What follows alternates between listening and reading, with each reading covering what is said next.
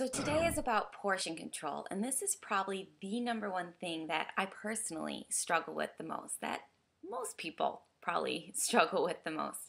We all let our eyes get bigger than our stomachs, and it takes discipline to learn how to control that. So today I have some tips and some things that you can do to help control your portions. Tip number one is to eyeball what's on your plate. So first you're going to start by choosing a smaller plate, and then what you want to do is section it off, and it's going to end up looking something similar to this. So just visually sectioning it off, you want to fill half of your plate with veggies, things like broccoli, carrots, mixed green salad, things like that. That's going to be on half of your plate. The other half of your plate, you're going to split into 2/4. So 1/4 of the other half of your plate, you should fill with lean meats, poultry, fish, your protein. The other quarter, you can fill with good carbs. Now, the good carbs are things like sweet potatoes, whole grain pasta, brown rice. Those are your good carbs. So when filling your plate, keep that in mind, and that is going to help with the correct portion sizes of the different food groups that you're eating. On top of this, you can add a small piece of fruit or maybe 8 ounces of low-fat or non-fat yogurt. So this is a good way, a good tip to judge portion sizes when filling your plate. So tip number 2 is to bust out those measuring cups. If you look at serving sizes on packages, you might be surprised at how many servings you're actually eating without even realizing it. The truth is, you have no way of knowing unless you actually measure it out.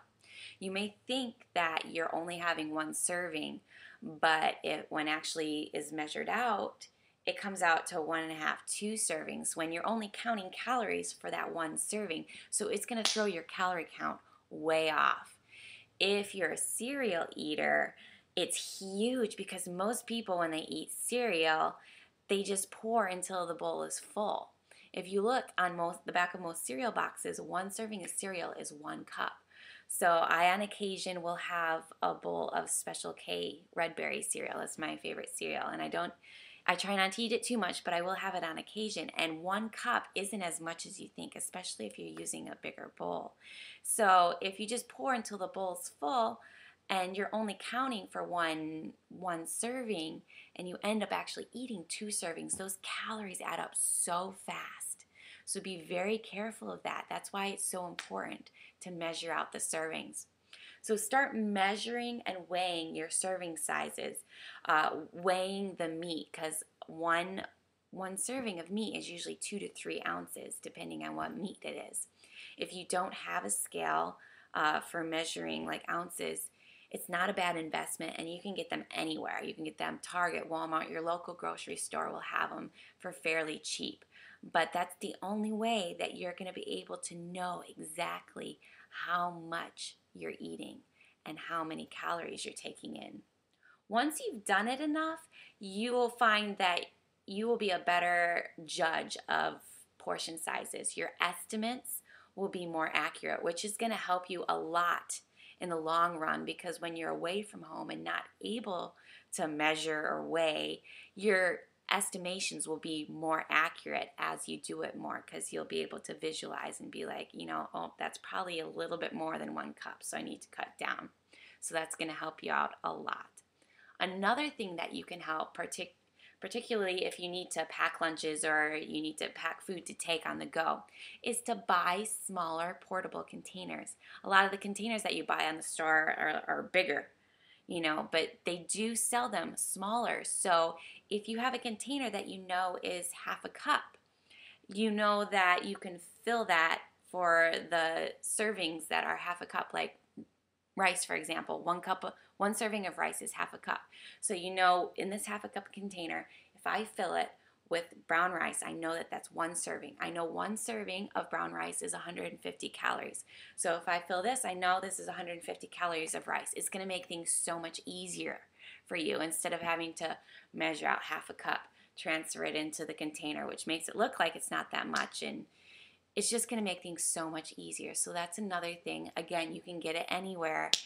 even at the local grocery store. That's going to make your life a lot easier and make it a lot quicker for you to pack lunches in proper portion sizes on the go. Tip number 3 is when all else fails, you aren't at home, you can't measure, you don't have access to a plate for whatever reason, a good fallback judge is your hand. If it fits in the palm of your hand, that's probably about equal to 1 serving. So fall back when all else fails. Use the palm of your hand. So those are some good tips about portion sizes and portion control. Here are some tips on helping manage hunger.